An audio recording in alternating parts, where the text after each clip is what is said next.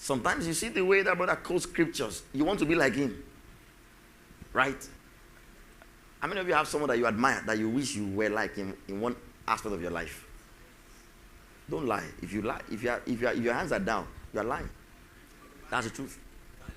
Then there will be one aspect of your life where you would have somebody that you wish you did what they did, like the way they did it. You are like that, right? You have somebody that at least one thing, be it football, be it somebody who wants to play football the way some people play football. You know, you want to make money like some people make money or something.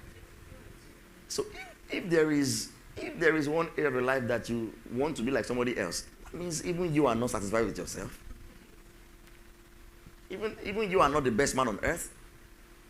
There's somebody that is better than you.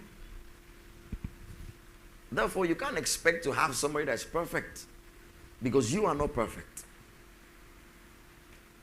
So you make a choice. Not that you just say, whatever it is, I will take it. No. There are some basic things that the believer must not compromise on. I shared some of them with you some weeks ago in the short teaching, Gold Diggers. I told you that any choice you want to make, a man must put God first. A woman must put God first. The moment they do that, a lot of things in their lives will be in order. Because the moment God is in the first place, the driving seat, he will set the tone for other things. So sometimes you are not happy with yourself. Sometimes you finish doing something and you say, I should have done it better. I should have, I should have said what I said, or what I thought I should have said. I didn't say it well, or I didn't do it well. Sometimes you are disappointed with yourself. Some days ago I was playing football in a competition, and then I had an opportunity to score. There was a long throw that came to me, and I was supposed to I was just facing the goalkeeper. The post was very close, and the long throw was coming like this. Well, a little indecision. But in those moments, you have only a second to, should I have nodded the ball? I had space to control it and shoot. But all those things were afterthoughts. You know what I did? As the ball was coming, I tried to use my left to swipe into the goal. But I completely missed it. Then the ball landed on my right and went out. Then I put my hands on my head. So as I went back towards my team side, I kept thinking what I could have done. 2, 3 different things I could have done to be different, to be better. It's the same with those players you insult. It's the same with defeat. You look at that guy there. He was free. Should have passed to him. Should have not shot. Should have passed the ball. After he's made the mistake, he's thinking about himself, how he could have been better. So if we always have places where we feel we can be better, why not give that allowance to the person we are with?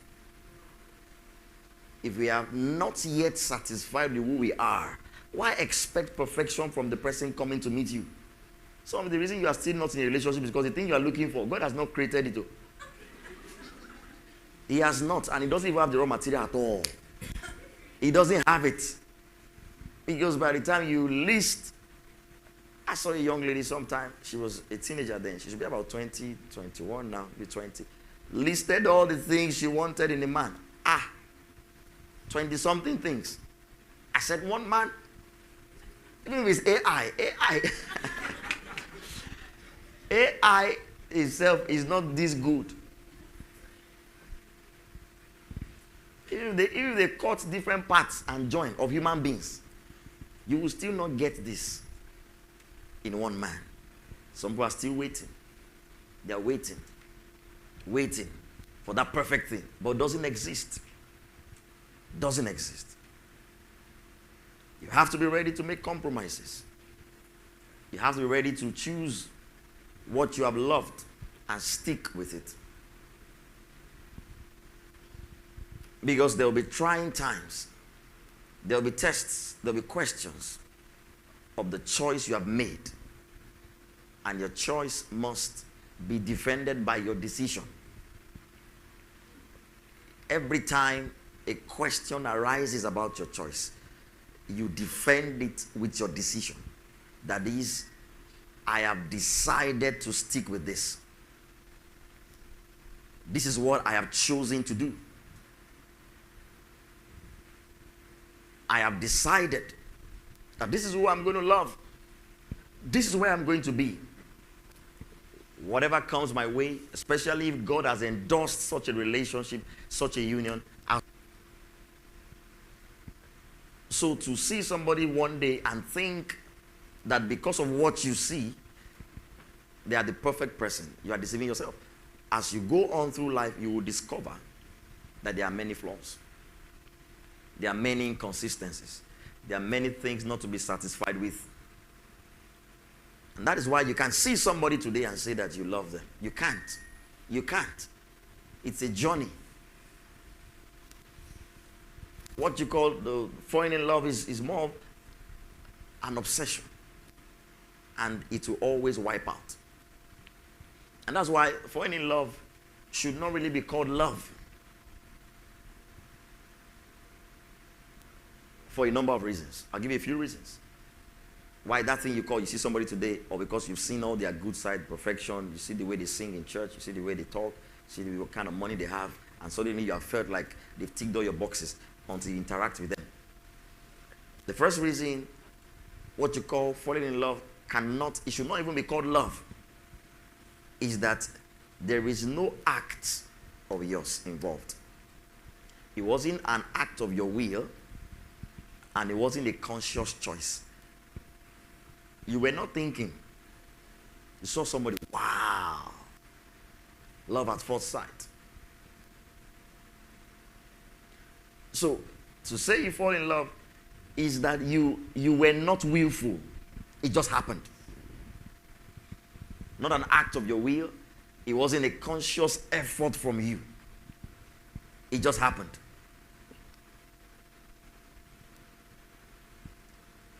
We can't make love happen. You know, it just happens, and then before you know what's happening, you're already saying you like the person. No. You are not in control.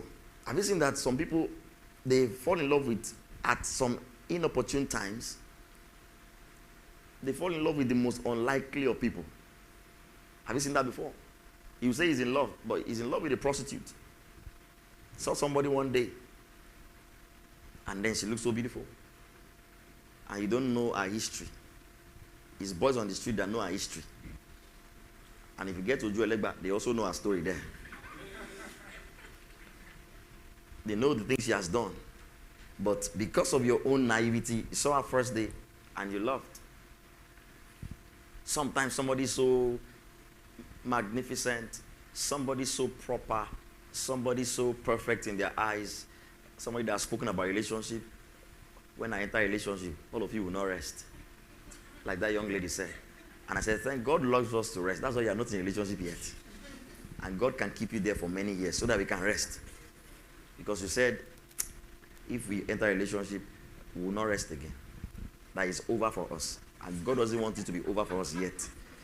So He's going to keep it till about 35. Till you retrace that statement. And you say, are you calmer now?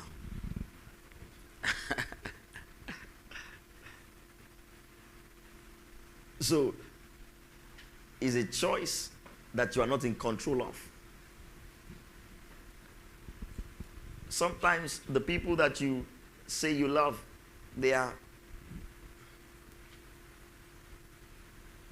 it's incredible. Somebody so, he's spoken about love.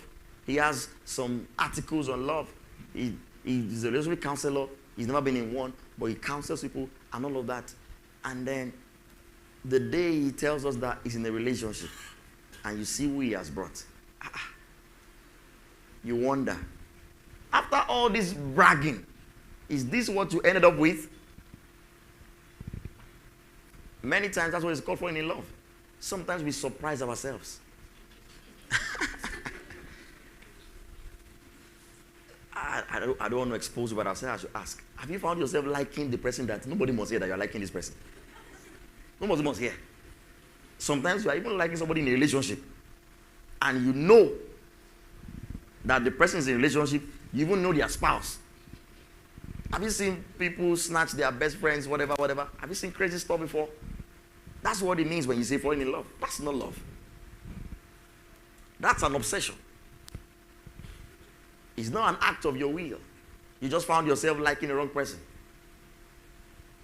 It happens. I liking a married woman. Is it the devil? I don't think so. Just control yourself.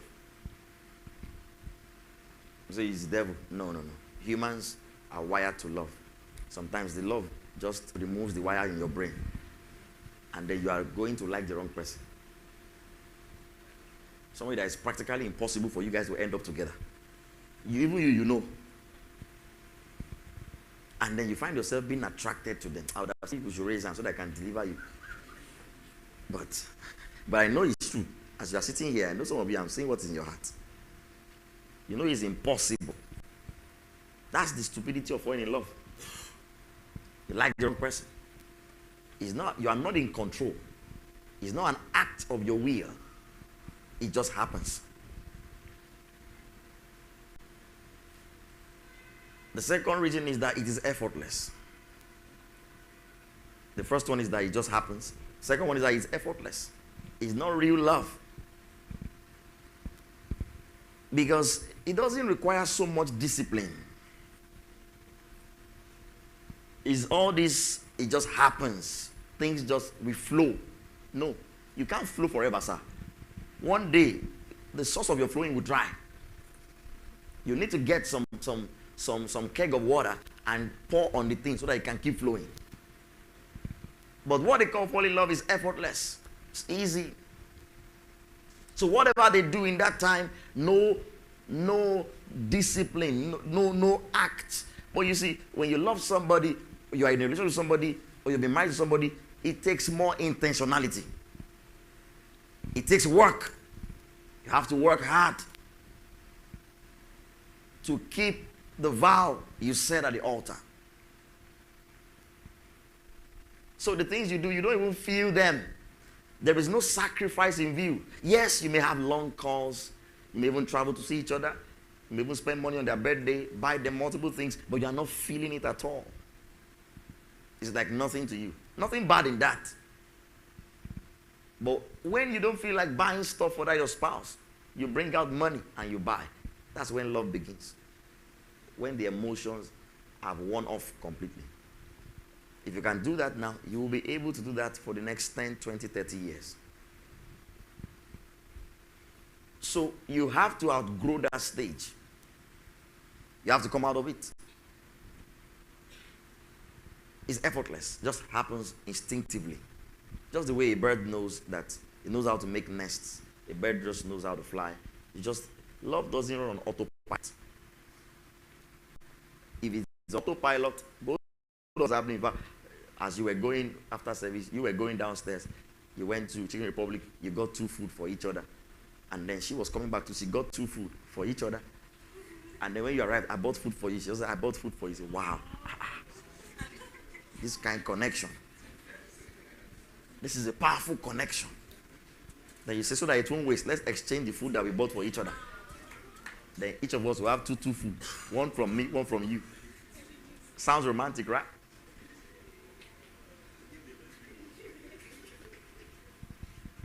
Everything just flows. No extra push. You got there, you remembered, I must buy food for my spouse. That one just happens. So it's more instinctive, seems, just natural, just flows, no effort. Don't worry, some of you don't understand what I'm saying. You will get it. Just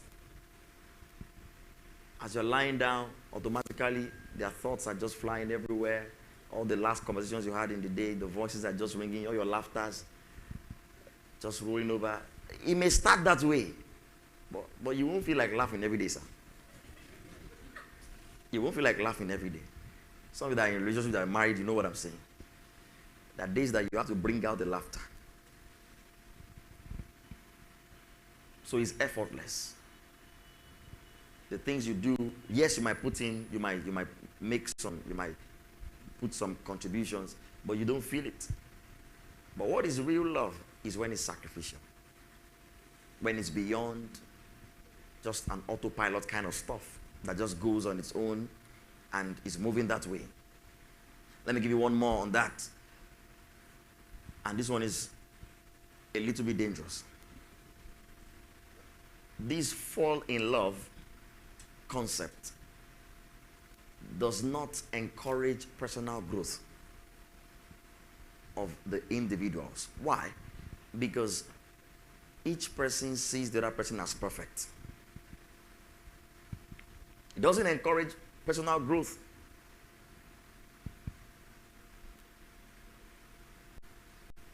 You just see the person as perfect.